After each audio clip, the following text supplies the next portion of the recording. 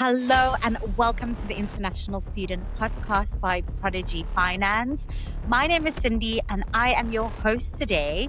But more importantly, I am thrilled to invite Swapnendu. So there's always been this intrinsic desire to at least come over and experience what the culture is like. Sure, I'm not here to tell you that everything's going to be rosy. There'll be lots of challenges along the way, lots of dark nights, lots of moments where you wish that you were back home. First off, I think it's very important for someone to take the jump. It's only natural for you to have the nervous jitters in your stomach.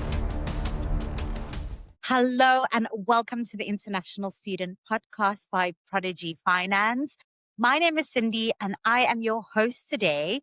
But more importantly, I am thrilled to invite Swapnendu join us. Swapnendu is a Prodigy Finance alumni, a very valuable member of the Prodigy Finance community.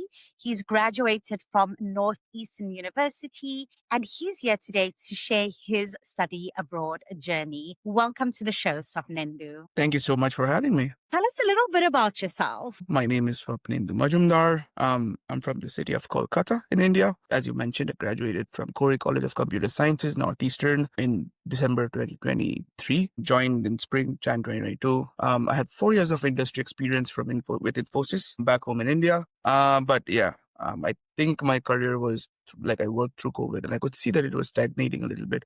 So I figured this would be a good time. So I tried my options. I think I was trying for fall 21 at first, but then I think since this was fresh out of COVID, there was some nervousness. Just wanted to spend the extra time with my family. Thankfully, Northeastern was gracious enough to allow me to join the spring next year instead. So that worked out fine. But yeah, I'm currently working as a software engineer and a QA automation engineer with Corteva AgriScience, based out of Johnston, Iowa. I think that's all there's to it. What inspired you to study your master's in the first place? That's a good question. I've always been interested in the masters, especially in the US. The reasons might not be the most profound. I think I've been growing around the US culture through all of the TV shows, through and all of my music history. It's all been based either back home in India or it's been around the US, right? All of our movies. So there's always been this intrinsic desire to at least come over and experience what the culture is like. And also, I've had relatives who have spoken very highly about the work culture, the education experience here, all of it in the US. But there was always this desire. I just wanted to get some more work ex before I made the jump and just wanted to be more sure, right? Because once you actually make the jump, it's actually it's actually difficult to just come here and be like, no, wait, this is not what I wanted. So yeah, I did some research, everything fit. So grateful for that. It was a good experience. I was lucky enough to find a lot of friends who were also with me on this journey. So it made things easier to go through research, work through your applications together, bounce ideas of each other, things like that. So I think that helped me take the final jump and just make sure we were at the right place, not missing any of the check boxes. I was at a place in my career where it was starting to stagnate a little bit, especially after COVID when almost everything died down, right? So it just felt like the right time where I could just take the plunge, and I'm very happy that I did because everything seems to have worked out fine. Sure, I'm not here to tell you that everything's going to be rosy. There'll be lots of challenges along the way, lots of dark nights, lots of moments where you wished that you were back home. But I kind of knew what I was signing up for, and yeah, I'm really happy that I'm here today. Talking about challenges, Swapnendu, what were some of the biggest challenges, especially in those initial stages? So moving from India to the US, potentially maybe your first time leaving India and doing an international trip. What were some of the challenges that you've experienced as a student then? And more importantly, how did you overcome those challenges? Well, there's kind of a culture shock, right? Back home in India, we're used to the noise, the bustle, and the people around. Everyone's hustling all the time. It's a lot more quiet and peaceful here. Initially, I think the first day, especially right out when I stepped foot out of the airport, I landed in spring. It was the winter, so things were especially quiet, and that was a little bit jarring for me. I was surprised. I don't know if I felt a little blue. Sure, I knew I was landing in Boston. It's supposed to be like a good city. But then it felt, why is it so quiet here? Where are the people? It felt a little gray, if that makes sense. But yeah, that was one. Also, I think back home in India, we get help all the time, right? We have Our stuff, we have our parents, our family there. So we don't really need to work for cooking our food, cleaning our room, maybe just our room, but not the entire house, right? And also we have like, I think like we will have house helps from time to time. And so it's usually not that intense. Suddenly, right after landing here, I have a bunch of coursework that I'm juggling, and alongside that, I don't know a lot of things that work here and how they go. I've never worked dishwasher before in my life. So yeah, it's these psychological challenges. With time, you get used to the system here. That being said, I think there was this one time I did particularly struggle. This was fairly recent, where my father fell ill back home, and there basically wasn't anything that I could do from here. There was a little bit of an issue with I was transitioning from my student visa to my work visa. And so this was basically a period of when I couldn't be traveling back home. And that was unfortunately very stressful. Thankfully, he's recovered and my family held out and did well to like stay together and help him out. But yeah, at that again, I'm not sure that there's anything that could have been done to, solve that situation any better. But unless, well, I hope it wouldn't have happened. But yeah, just stay together, talk with friends and family, try to stay as strong as I can, I guess. But yeah, so to answer your question, did I do anything differently? I don't think so. Tried to go with the flow a little bit. Things eventually seem to settle down and just solve themselves as long as you're not making any wrong decisions. Try not to do anything rash. Things here work very differently from how they worked in India. So yeah, try not to get on the wrong side of the law. I guess all of these experiences build your confidence and your knowledge of the country. I mean, you've been in the US for how long now? Landed on 2022 Jan. Yeah, I was a Almost 4 student for years. the first 10 years. Yeah. Okay. And would you say you kind of accustomed to the culture now and the speed limits? I think so. I recently had a trip back home, and suddenly the traffic back home in India looks horrendous. It's scary. I couldn't drive in India. So yeah, I think I'm unused to driving here. It never has been too difficult either. But yeah, I definitely am much more settled in here. The speed limits, all of the rules with respect to driving, everything else in general. I like my cup of coffee in the morning. Back home in India, I was a tea person. Just the smaller quirks now, right? But yeah, I think the US is getting to me now. I see your post, Swapnendu, and it looks like you're thriving, like you've built a great support system. You've got friends, you've got a community. So it really looks like you're settling in so nicely. On that topic, Swapnendu, talk to us about your job. What's it like after graduating and now working as a software engineer?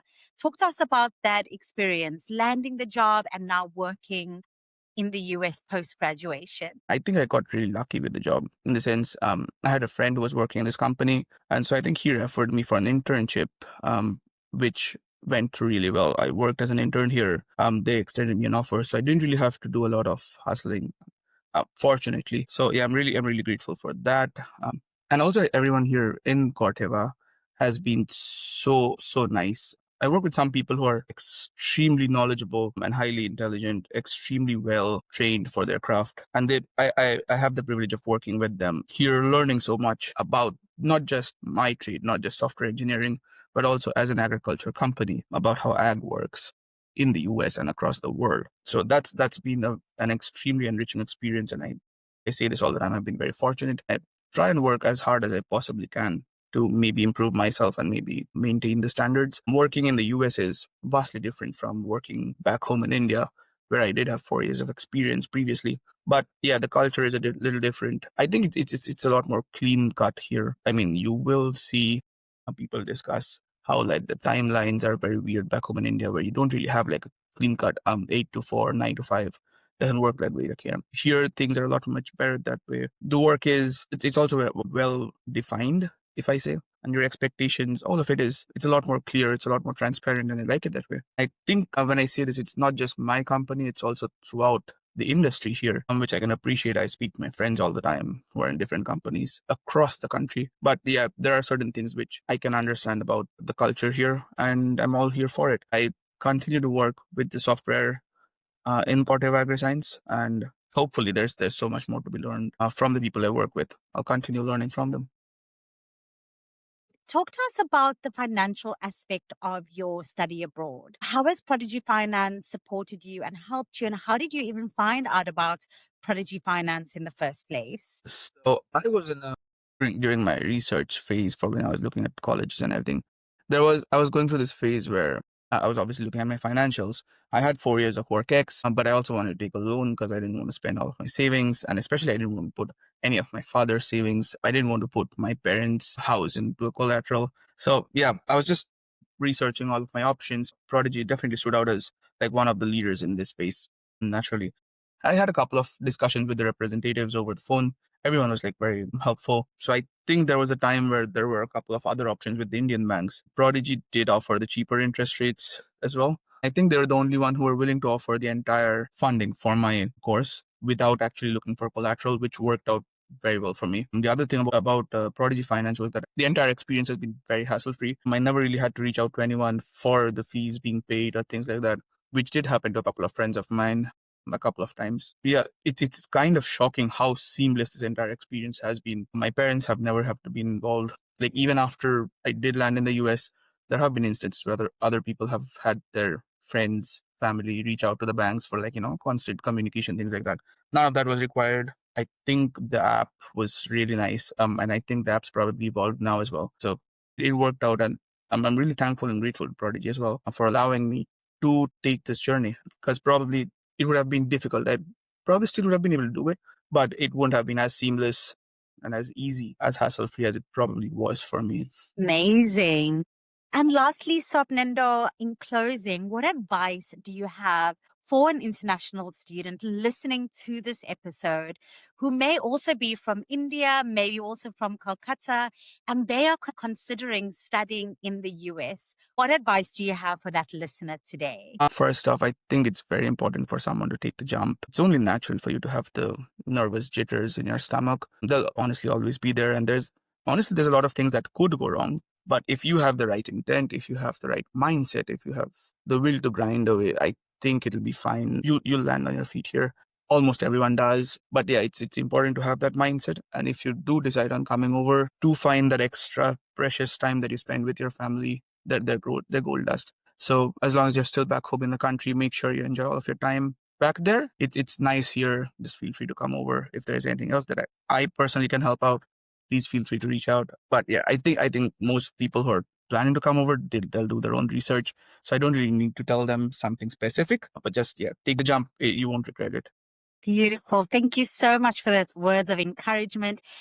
I know you're just about to start your day and get ready for work. So thank you so much for taking the time out to share your story with us today, Swapnendu. Thank you so much for having me.